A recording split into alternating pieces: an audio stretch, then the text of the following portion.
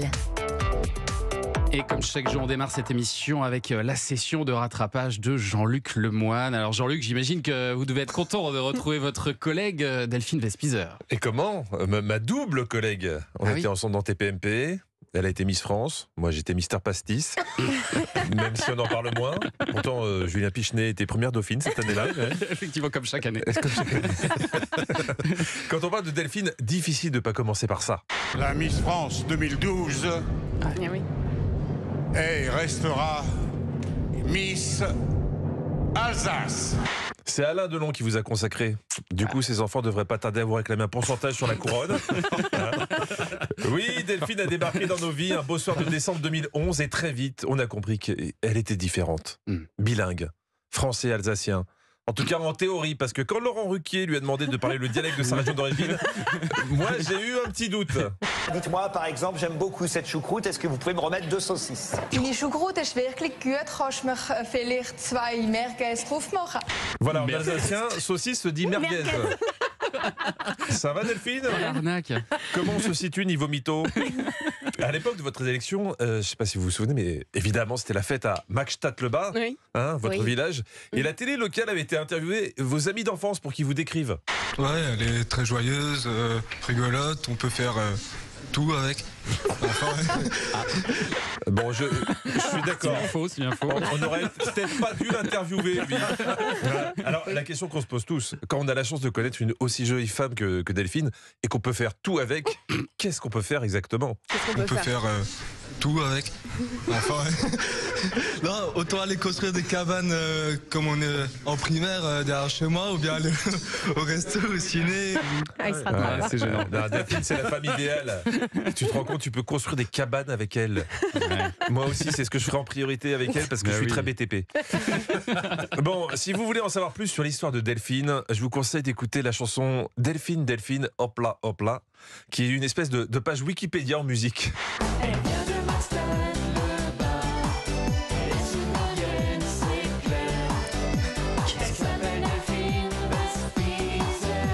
Bon, J'adore. Vous connaissiez? vous ne connaissiez pas? Mais non. Ah bah écoutez, je suis désolé, mais pour des raisons évidentes de calcul d'audience, je peux pas tout vous passer. On a eu des bons chiffres hier, on peut pas tout foutre en l'air tout de suite. Mais vous pouvez trouver la chanson sur YouTube.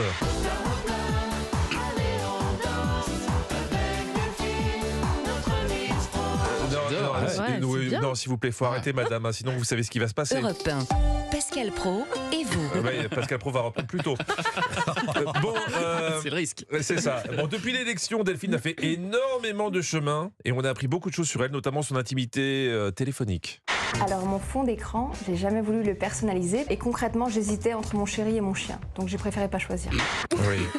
C'est vrai. Comment choisir? Il y en a un qui sent mauvais, qui en fout partout quand il mange et qui essaie toujours de se lécher les parties, et l'autre c'est le chien. Delphine, évidemment, pour les enfants, vous êtes blanche de Fort Boyard, et pour les papas, vous êtes rouge de Fort Boyard. Ouais, et ces deux personnages représentent bien la carrière de Delphine. Oui. Cette semaine, on la retrouve dans Bienvenue au monastère. Et la semaine prochaine, vous animez l'île de la tentation. On passe du jardin d'Éden à Sodome et Gomorre. Comme je ne savais pas ce que je devais regarder en priorité, je me suis demandé ce que ça ferait si on mixait les deux bandes annonces. Bienvenue sur l'île dans un monastère historique. Frère Baudouin, rejoint par sœur Catherine pour l'expérience, déterminés à mettre leur histoire d'amour à l'épreuve, comment vont-ils supporter cette vie Souhaitez-vous repartir ensemble ou séparément? du monastère? C'est pas mal. J'aime bien. Avouez que le concept est intriguant. Mais l'île de la tentation, c'est une émission qui nous questionne tous. Ouais. Et cette semaine, quand l'excellent Julien Pichenet a annoncé l'émission, il n'a pas pu s'empêcher de demander à Thomas comment il réagirait face à la tentation. Alors, c'est pas la réponse de Thomas qu'il faut retenir, c'est surtout la réaction de ses collègues derrière. Vous auriez tenu combien de temps, vous, Thomas? Des années, évidemment. C'est une émission humoristique. Ouais, avec des amis comme ça, on n'a pas besoin d'ennemis. Ah non, mais il faut dire la vérité aux auditeurs. Faut Bien arrêter. sûr, j'aurais tenu des années sur l'île de la tentation. Bien sûr. Je veux passer ma retraite sur l'île de la tentation. Merci beaucoup Jean-Luc Lemoine. En tout cas, vous êtes un bon camarade vous aussi. Et on vous retrouve lundi toujours avec le même plaisir. Eh bien justement, on va en parler de l'île de la